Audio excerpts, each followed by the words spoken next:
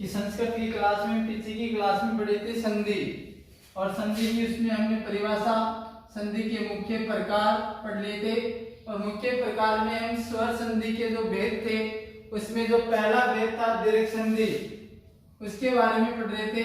दीर्घ संधि की हमने परिभाषा पढ़ ली थी, और परिभाषा पढ़ करके की परिभाषा थी ए आ के बाद में यदि ई उ ऊ, ए आ के बाद में ई उ री के बाद में, इन सभी के बाद में यदि समान स्वर आए तो वो सभी मिलकर के क्या हो जाते हैं, दीर्घ हो जाते हैं। तो ए आ का हमने उदाहरण दे दिया था। उसके आगे है उदाहरण ई। यदि ई के बाद में यदि कोई समान स्वर आए ई तो क्या हो जाता है, बड़ी ए। अब इसका हम उदाहरण देखते हैं। तो श्री धन इसे, रवि धन इंद्र, हरि धन इसे, महति धन इच्छा। यानी ई के बाद में यदि ई आता है तो दोनों मिलकर के क्या बनता है, बड़ी। अब देखो श्री में भी ई है, रवि में भी ई है, हरि में भी ई है, और महति में भी ई है, और इसके बाद में क्या आ रहा है, ई। इसका मतलब दोनों तरफ क्या आ रहा है, ई। अब देखो ई चाहे छोटी हो चाहे बड़ी हो, उसके बाद में चाहे छोटी है या बड़ी है, दोनों मिलकर के क्या होता है, बड़ी ई बनता है। तो देखो श्री में ई मिलेगा तो दोनों ई मिलके क्या बन जाएगा, श्री। अब बचा क्या, स शब्द, तो यहाँ हम लिख देंगे स, और ये शब्द बन जाएगा श्री स। रवि में देखो ई छोटी है लेकिन ये भी आगे छोटी है, लेकिन छोटी ई और छोटी ई मिलकर के क्या बनती है, बड़ी ई। तो देखो रव लिखेंगे, ई निकाल दिया, ई और ई मिलके क्या बना, बड़ी ई, नंदन, और शब्द बन गए रविंदर। हरि में भी छोटी ई है और इसमें बड़ी है। छोटी ई के बाद में बड़ी ई आता है तो भी क्या बनता है, बड़ी ई। तो देखो ये हरि बन जाएगा, आगे स शब्द है, हरि से। महति में ई है, आगे छोटी, बड़ी ई के बाद में छोटी ई है, तो बड़ी ई के बाद में छोटी ई आती है तो भी क्या बनती है, बड़ी ई। महतिच्छा, देखो ये महत लिख दिया, ये ई और ये ई दोनों मिलकर के एक ई बनेगा, बड़ी, और आधा छ और छा। अब इसमें क्या होगा कि आपको ये आ तो जाएंगे, जैसे शब्द आ गया रविंदर, और इसका आप संधि विग्रह आ गया रवि धन इंदर। आपको पता है शब्द क्या बनता है, रविंद्र बनता है। लेकिन रविंद्र लिखते समय आपको ये ध्यान रखना है कि ई और ई आ रहा है तो मात्रा यहाँ बड़ी लगानी है। गलती आपके इसमें यही होगी कि शब्द आपको आ जाएगा रवि धन इंदर, एग्जाम में आ गया, अब आपको पता चल गया रविंद्र बनता है। लेकिन आप रविंद्र शब्द अगर इस तरह से लिख दोगे रविंदर, तो ये आपका गलत हो जाएगा, क्योंकि दोनों ई मिलकर के बड़ी ई बनता है। तो ये थोड़ा ध्यान रखना है कि ऐसे शब्दों में हमको मात्रा बड़ी लगानी है। अब इसके बाद में हम जो उदाहरण देखते हैं वो देखते हैं ऊ और ऊ का, कि यदि ऊ और ऊ के बाद में यदि ऊ या ऊ आता है तो दोनों मिलकर के क्या बनता है, बड़ा ऊ बनता है। अब इसमें देखो विष्णु धन उदय, भानु धन उदय, लघु धन उर्मी,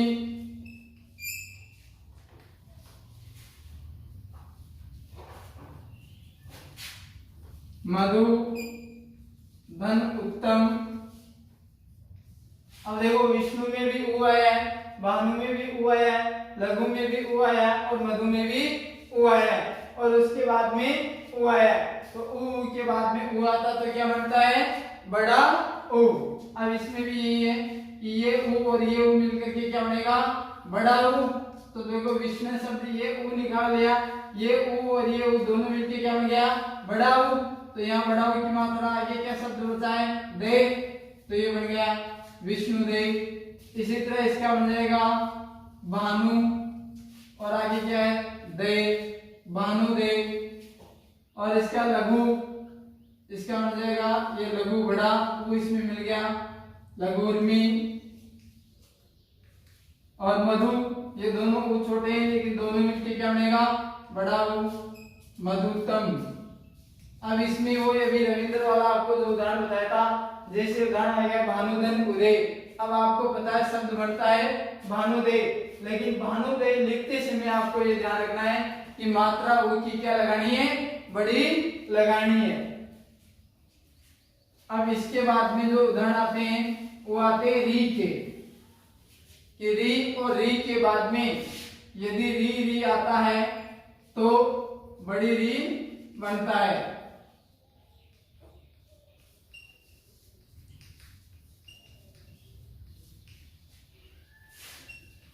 मातृधन ऋणम,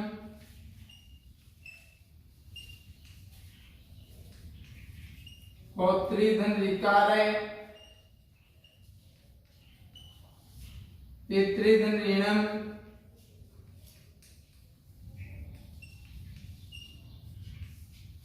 ये उदाहरण है इसके। अब देखो मातृ में भी री आ रहा है, पौत्री में भी री आ रहा है और पितृ में भी री आ रहा है, उसके बाद में री आ रहा है, तो दोनों री मिलकर के क्या बनेगा, बड़ी री। तो देखो ये बन जाएगा मात्र, ये बड़ी री की मात्रा यहाँ हम डबल लगाएंगे और अणम शब्द क्या बन जाएगा, मातृ अणम। पौत्री धन ऋकार है, तो देखो पौत्री। अब आगे क्या बचा है, कार्य शब्द, ये हम लिख देंगे, तो ये शब्द बन जाएगा पौत्री कार्य। पितृधन ऋणम, तो देखो ये पितृ बड़ी हो जाएगी और अणम ये बन जाएगा पितृणम। इस तरह यह आपकी दीर्घ संधि के उदाहरण है। यानी ए आ के बाद में ए आता तो आ बनता है, ई के बाद में ई आता तो ई बनता है, ऊ के बाद में ऊ आता तो ऊ बनता है, और री री के बाद में री आता तो री बनता है। यह आपकी दीर्घ समान स्वर इतने ही है। अब इसके बाद में आपके 2 नंबर पे जो संधि आती है वो आती है गुण संधि। 2 नंबर पे संधि आती है गुण संधि, और गुण संधि का जैसे आपको दीर्घ संधि का सूत्र बताया था कि सबने दीर्घ, इसी तरह इसका सूत्र है आदि गुण। गुण संधि का सूत्र क्या है, आदि गुण।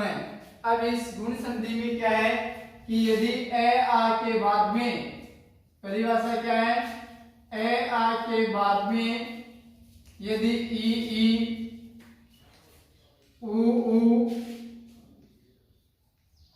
री री तथा लरी आए, यानी ए आ के बाद में ई ऊ री री और लरी आए, तो क्रमशः दोनों के स्थान पर, यानी ए आ और ई इन दोनों के स्थान पर क्या बन जाएगा, ए हो जाएगा।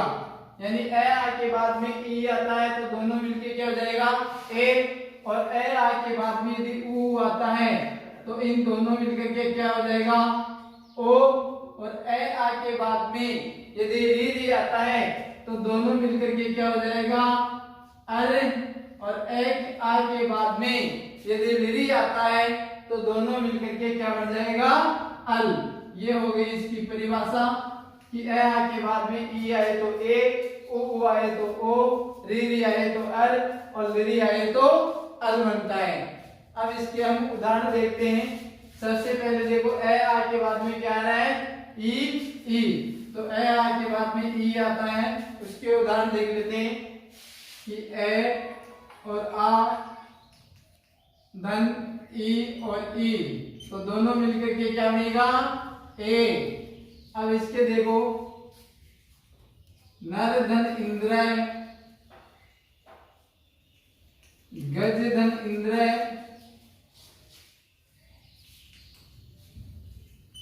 महाधन इंद्र, नर धन ईशय, महाधन ईशय, बहुत उदाहरण है इसके से।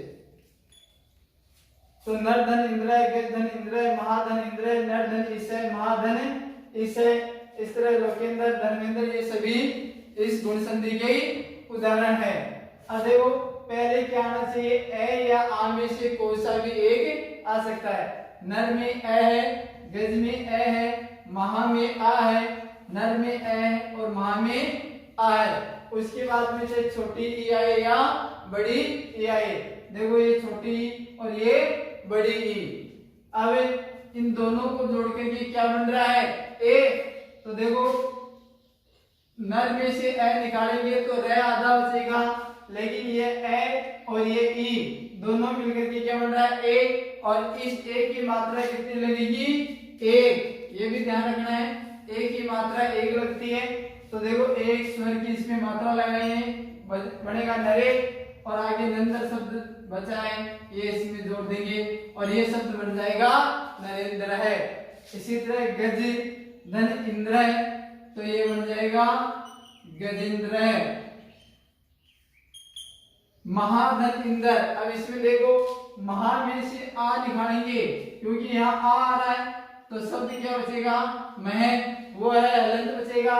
लेकिन आ और ई, देखो आ और ई भी मिलके क्या बन रहा है, ए। तो यहाँ भी ए की मात्रा लगाएंगे, शब्द बनेगा मह, और वह नंदर शब्द आगे जोड़ देंगे और ये शब्द बन गया महेंद्र। नर धन ईश है, ये शब्द क्या बन जाएगा, नरेश है। महाधन ईश है, जैसे महा में से आ निकाला, इसी तरह यहाँ निकाल देंगे तो मह बचेगा। आ और ई दोनों मिलके क्या बनेगा, ए, और ये शब्द बन गया महेश है। इस तरह ए आ के बाद में यदि ई आता है तो क्या बनता है, ए बनता है। अब अगला उदाहरण इसका है कि ए आ के बाद में यदि उ आता है, क्या आता है, उ आता है, तो क्या बनता है, ओ। तो परधन उपकार है,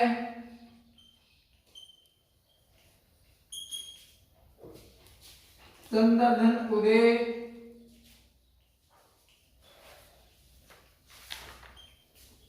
सूर्य धन उदय, महाधन उदय। ये उदाहरण है ए आ के बाद में उ आते हैं। तो अब देखो पर पहले क्या आना चाहिए, ए, पर में ए है, चंद्र में ए है, सूर्य में ए है और महा में ए है। उसके बाद में क्या है, उ आ रहा है, तो दोनों मिलके क्या बनेगा, ओ। वही नियम है, देखो पर में से ए निकाल लिया, लेकिन ए और उ दोनों मिलके क्या बन गया, ओ, और ओ की मात्रा लगाएंगे हम इस तरह। तो देखो इस तरह की ओ की मात्रा लगाते हैं, ये हो गया ओ। आगे पकार शब्द बचा है, पकार है, चंद्रधन उदय। इसमें भी देखो चंद्र, अब ए और उ मिलके क्या बना है, ओ, तो चंद्रोदय। सूर्यधन उदय, इसमें क्या है, सूर्य, ये ओ, उदय, शब्द बन गया सूर्योदय। महाधन उदय, इसमें मह, आ और उ मिलके ओ बना है, ये ओ, महोदय। इस तरह ए आ के बाद में यदि उ आता है तो क्या बनता है, ओ। आज की क्लास में हम इतने पढ़ेंगे। इन संधियों के कोई अन्य उदाहरण है, उनको आप हल करना, कुछ समझ में नहीं आए तो विद्यालय टाइम में पूछ लेना। इससे आगे का हम अगली क्लास में पढ़ेंगे। धन्यवाद।